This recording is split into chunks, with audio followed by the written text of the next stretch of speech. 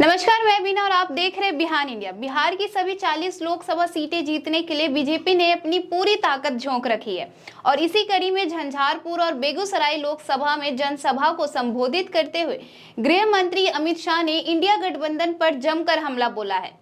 विपक्ष को निशाने पर लेते हुए अमित शाह ने कहा है कि अगर इंडिया गठबंधन की सरकार बनती है तो इनके प्रधानमंत्री कौन होंगे, इनका कोई चेहरा है क्या।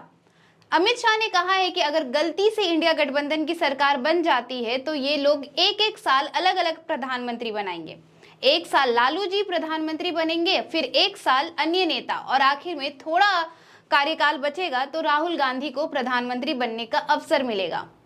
अमित शाह ने यह भी कहा है कि प्रधानमंत्री नरेंद्र मोदी को तीसरी बार पीएम बनाने का मतलब है बिहार में जातिवाद को खत्म करना और योग्यता के आधार पर राजनीति की शुरुआत करना। इंडी गठबंधन वो चुन कर आए तो उनका प्रधानमंत्री का प्रत्याशी कौन है? आप बता सकते हो कौन है? बताइए तो जरा, कोई है?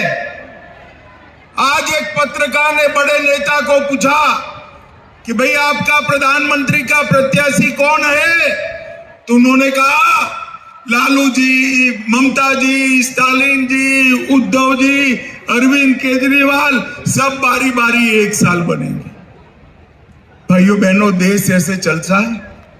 30 साल तक ये देश ने अस्थिरता देखी है। 10 साल से नरेंद्र मोदी का मजबूत नेतृत्व में ये देश आगे बढ़ा है। मोदी जी ने कोरोना जैसे संकट काल के अंदर जब राष्ट्रीय आपदा आई, इस देश का मार्गदर्शन किया और देश को कोरोना से मुक्त कराने का काम नरेंद्र मोदी जी ने किया। देश की जनता को मैं अपील करने आया हूं, देश को मजबूर नेता नहीं चाहिए, देश को मजबूत नेता चाहिए जो देश को आगे बढ़ाए, देश को सुरक्षित। राम मंदिर बनना चाहिए था या नहीं बनना चाहिए? जोर से बोलो, बनना चाहिए था या नहीं बनना चाहिए था? 70 साल से एक कांग्रेस पार्टी, ये लालू जी, एक कम्युनिस्ट, ये सारे इकट्ठा होकर राम मंदिर को अटका रहे थे, लटका रहे थे, भटका रहे थे। मोदी जी ने एक 5 ही साल में केस भी जीता, भूमि पूजन भी किया और 22 जनवरी को प्राण प्रतिष्ठा कर जय श्री राम कर दिया। भाइयों बहनों, ये लालू यादव, राहुल गांधी, सोनिया गांधी, तेजस्वी यादव, ये सभी लोगों को निमंत्रण भेजा था प्राण प्रतिष्ठा का, मगर वो अपनी वोट बैंक से डर से नहीं गए। मुझे बताओ भाइयों बहनों, करोड़ों राम भक्तों की जहां आस्था है, वो मंदिर के प्राण प्रतिष्ठा महोत्सव में भी वोट बैंक की पॉलिटिक्स करने वाले एक घमंडिया गठबंधन देश को सुरक्षित रख सकता है क्या? जोर से बोलो, रख सकता है? भाई और बहनों, मोदी जी ने देश को एकजुट करने का काम किया। ये कांग्रेस पार्टी, लालू यादव 70 साल तक धारा 370 को अपने अनौरस बच्चे की तरह गोदी में खिलाते हैं। मोदी जी को आपने दूसरी बार प्रधानमंत्री बनाया। 5 अगस्त 2019 को उन्होंने धारा 370 को समाप्त कर दिया। भाइयों, समाप्त कर दिया।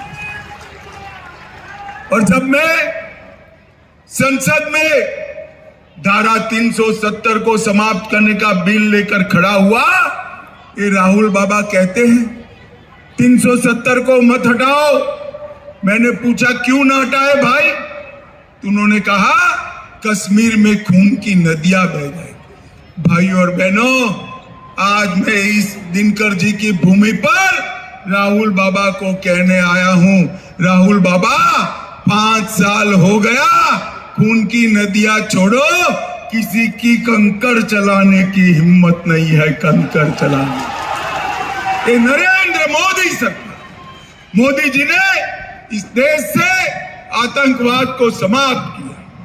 10 साल तक सोनिया मनमोहन की सरकार थी, आए दिन पाकिस्तान से आलिया, मालिया, जमालिया आते थे, बम धमाके करते थे और चले जाते थे। मोदी जी को आपने प्रधानमंत्री बनाया,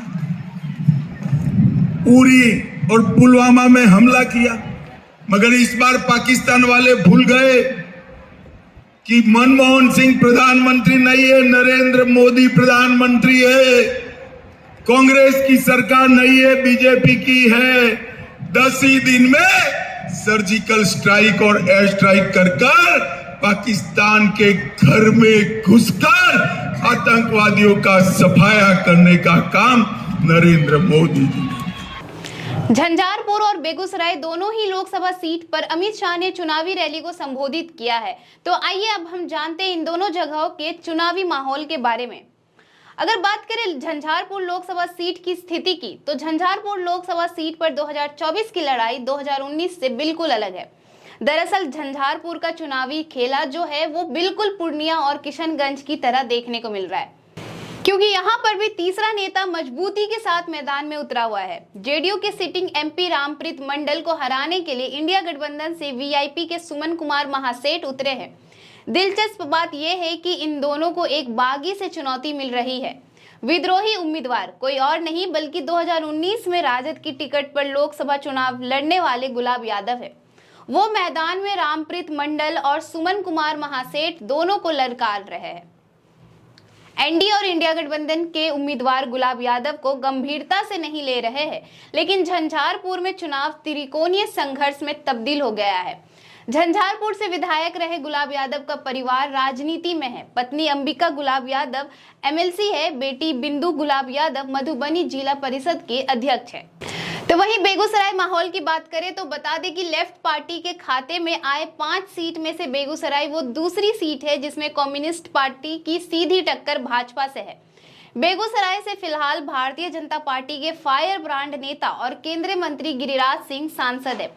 साल 2019 के पिछले लोकसभा चुनाव में गिरिराज सिंह ने जेएनयू छात्र संघ अध्यक्ष और सीपीआई उम्मीदवार कन्हैया कुमार को शिकस्त दी थी और इस बार सीपीआई के उम्मीदवार अवधेश राय को दे रहे हैं।